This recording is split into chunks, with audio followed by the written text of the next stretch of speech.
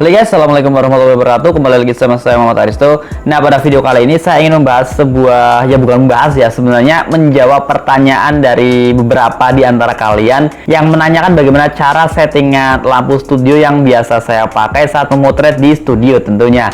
Nah, jadi buat kalian yang pengen tahu bagaimana sih caranya saya menggunakan setup lampu saat motret di studio, tonton aja video ini sampai selesai.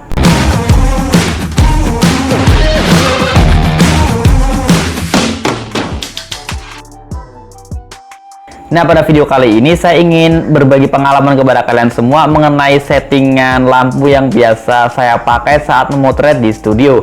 Karena ada beberapa dari kalian juga yang menanyakan di kolom komentar dan juga di Instagram saya tentunya, bagaimana sih caranya motret agar bayangan di belakang model atau di belakang klien itu nggak terlalu kelihatan gitu. Sebenarnya untuk bayangan sendiri kalau misalnya dihilangkan itu nggak bisa, karena ya emang efek dari lampu sendiri kan pasti ada bayangannya. Tapi biasanya itu kita bisa meminimalisir bayangan tersebut sehingga membuat foto yang kita hasilkan itu lebih bagus. Nah, di sini saya biasanya itu memakai cuman satu lampu aja. Sebelumnya emang saya awalnya pas membuka studio foto itu saya menggunakan dua lampu, dua softbox dan juga dua light stand. Jadi pas setup awal saya itu posisi lampu saya taruh di sebelah kanan dan juga kiri dari model atau klien tersebut. Tapi seiring berjalannya waktu kok tiba-tiba di tengah perjalanan ada sedikit kendala, yaitu salah satu flash atau lampu studio yang saya miliki itu rusak. Sehingga akhirnya saya cuman punya satu lampu aja. Dan setelah itu saya akhirnya improvisasi sendiri, dan sampai suatu saat saya menemukan sebuah setup yang cukup bagus dan sampai sekarang saya memakai setup itu, yaitu dengan hanya menggunakan satu lampu studio saja. Nah, kelebihannya apa sih menggunakan satu lampu studio aja? Nah, menurut saya pribadi untuk kelebihannya itu yang pertama itu adalah cahayanya itu merata. Merata di sini karena saya menggunakan teknik bouncing ya. Jadi satu lampu studio yang saya pakai itu saya bouncing ke plafon atau ke atap. Jadi cahaya yang dihasilkan dengan cara bouncing itu ya cukup rata.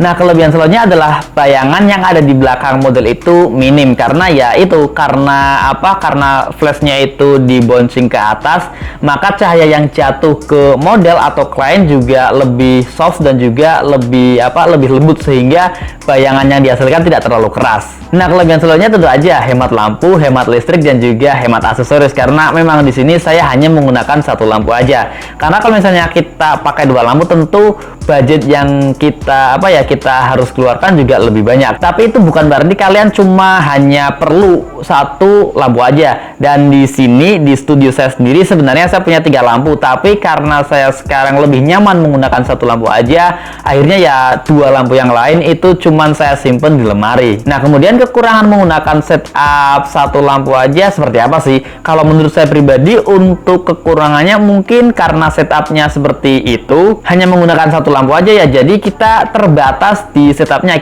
Kita nggak bisa bereksperimen lebih karena ya kita hanya memakai satu lampu aja.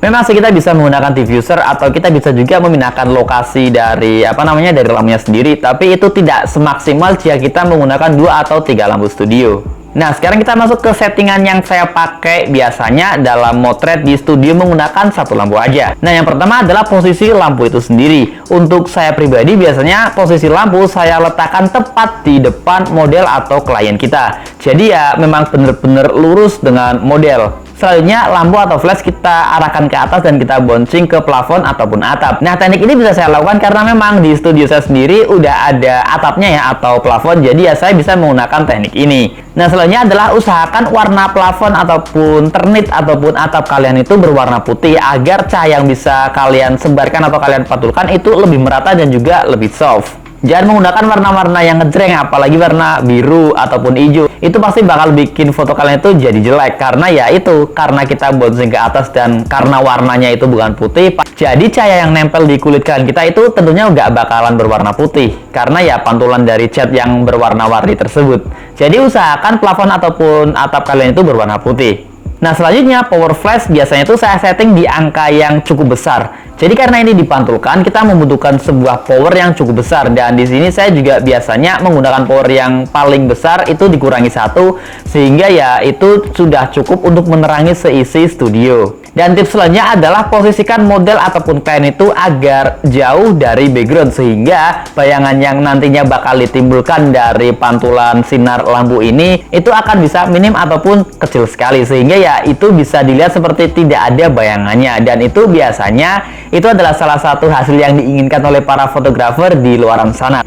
Termasuk saya sendiri sebelum menggunakan setup lighting dengan satu lampu studio ini. Nah guys, jadi itulah setup ataupun ya settingan lampu studio yang biasa saya pakai saat saya motret di dalam studio.